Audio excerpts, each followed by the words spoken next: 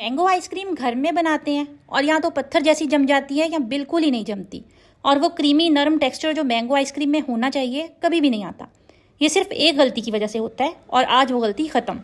یہ لکھ لیں اور ہر سٹیپ وہی رکھیں، ورنہ آپ کی مینگو آئس کریم ویسی نہیں بنے گی جیسی بننی چاہیے۔ سب سے پہلی اور سب سے اہم بات، مینگو آئس کریم کے لیے آم بہت پکا ہوا اور میٹھا ہونا چاہیے۔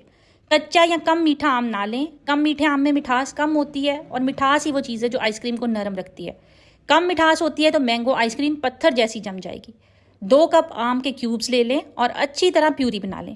ہینڈ بلینڈر ہے تو اس سے بلینڈ کر لیں یا گرائنڈر کا جگ ہے تو اس سے کر لیں، جو بھی اویلیبل ہے آپ کے پاس۔ پیوری بننے کے بعد 2 کھانے کے چمچ چینی کے شامل کر دیں۔ اگر آپ کو کنڈینسڈ ملک پسند ہے تو آپ شوگر کی جگہ پر وہ بھی یوز کر سکتے ہیں۔ اب 1 کپ لیں گے وپنگ کریم، اور یہاں وہ بات جو مینگو آئس کریم کا پورا ٹیکسچر طے کرتی ہے، کریم بہت زیادہ ٹھنڈی ہونی چاہیے۔ فریزر میں 1.5 گھنٹہ پہلے رکھ دیں۔ گرم کریم کبھی بھی اچھی طرح سے وپ نہیں ہوتی، اور جو کریم اچھی طرح سے وپ نہ ہو وہ مینگو آئس کریم کو کریمی کبھی بھی نہیں بناتی، بلکہ پتھر جیسی بنا دیتی ہے۔ اگر فریزر میں رکھنے کے باوجود بھی آپ کی کریم ٹھیک طرح سے وپ نہیں ہو رہی تو اس کا یہ مطلب ہے کہ گرمی بہت زیادہ ہے۔ تو اس کا حل یہ ہے کہ آپ ایک بڑا برتن لیں اور اس کے اندر برف توڑ کے رکھ لیں، اور اس کے اوپر پھر آپ وہ والا باؤل رکھیں جس میں آپ نے کریم ڈالی ہوئی ہے، اور برف کے اوپر باؤل رکھ کے اپنی کریم کو وپ کریں، پھر آپ کی کریم اچھے سے وپ ہو جائے گی۔ اور اگر آپ اسٹیل کا برتن یوز کریں گے گرمیوں میں کریم کو وپ کرنے کے لیے تو وہ اور بھی بیسٹ ہے، کیونکہ وہ بہت اچھی طرح سے ٹھنڈا ہو جاتا ہے، اور برف کا اچھا ٹھنڈا ٹیمپریچر وہ اوپر کریم تک پہنچائے گا، اور آپ کی کریم بہت اچھے طریقے سے وپ ہو کے ڈبل ہو جائے گی۔ کریم وپ کریں جب تک کہ وہ اپنی کوانٹٹی میں ڈبل نہ ہو جائے، یہی نشانی ہے کہ آپ کی کریم پرفیکٹ وپ ہو گئی ہے۔ اب مینگو پیوریز وپ کریم میں شامل کریں اور دوبارہ بلینڈر کی مدد سے دونوں چیزوں کو اچھی طرح مکس کریں۔ تھوڑا سا فوڈ کلر ملا سکتے ہیں، یہ آپشنل ہے، لیکن اگر آپ فوڈ کلر ڈالیں گے تو آپ کی آئس کریم کا کلر بہت خوبصورت آئے گا۔ اب آم کے چھوٹے چھوٹے سے کیوبز لیں، اس مکسچر میں ملا دیں۔